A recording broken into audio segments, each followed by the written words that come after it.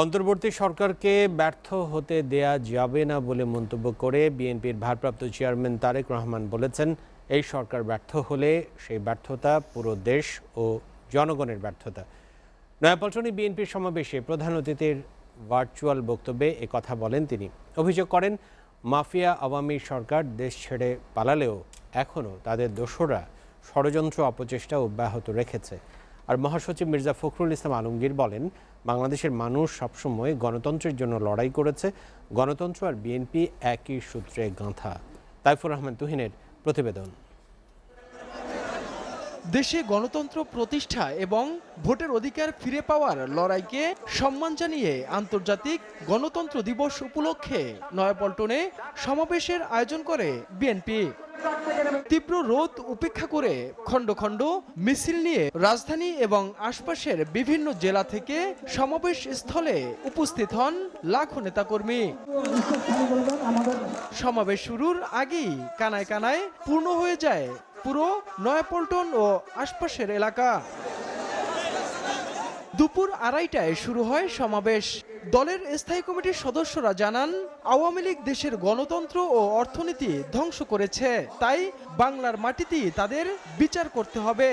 আমরাও গণতন্ত্রে বিশ্বাস করি, এই দেশের মানুষ বিশ্বাস করে বিএনপি একটি গণতান্ত্রিক দল, বিএনপি ফ্যাসিস্ট দল নয়। স্বৈরাচারী সরকার যে সকল অকাণ্ড করে গিয়েছে, অনাচার করে গেছে, অত্যাচার করে গিয়েছে, তার বিচার করা উচিত এবং তার আমরা বিচার অনতিবিলম্বে দাবি করি।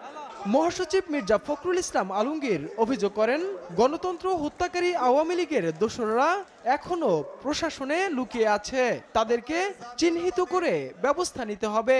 এখনো আমলাদের মধ্যে, সরকারের মধ্যে সেই ফ্যাসিস্ট আওয়ামী লীগ সরকারের অনেক প্রেতাত্মা অবস্থান করছে।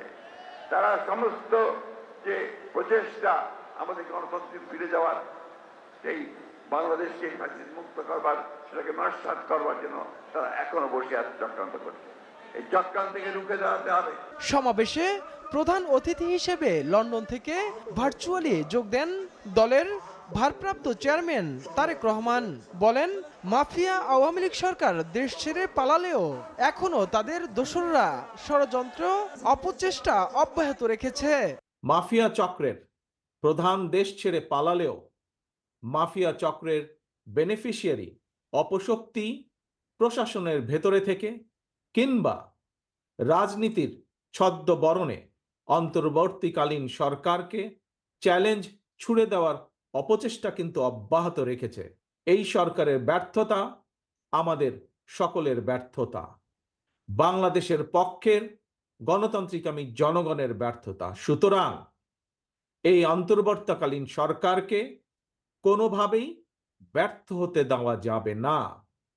দেশে বিদেশে থেকে নানা রকমের উস্কানিতেও জনগণ অন্তর্বর্তীকালীন সরকারকে ব্যর্থ হতে দেবে না।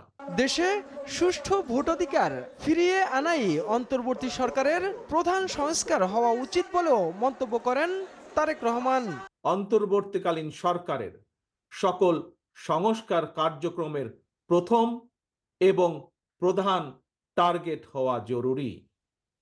এজন্যই আমরা মনে করি, অগ্রাধিকার ভিত্তিতে জনগণের ভোটে নির্বাচিত প্রতিনিধিদের দ্বারা জবাবদিহিমূলক সরকার এবং সংসদ প্রতিষ্ঠার লক্ষ্যকে সামনে রেখেই সংস্কার কার্যক্রম এগিয়ে নেওয়া দরকার। অন্তর্বর্তী সরকার যেন নিজেরা নিজেদের ব্যর্থতার কারণ না হয়, সেদিকে খেয়াল রাখার পরামর্শ দেন বিএনপির ভারপ্রাপ্ত চেয়ারম্যান। সরকার যাতে নিজেরাই নিজেদের ব্যর্থতার কারণ না হয়ে দাঁড়ায়, সে ব্যাপারে তাদেরকেও সতর্ক থাকতে হবে। Taifur Rahman Tuhin, SA TV, Dhaka.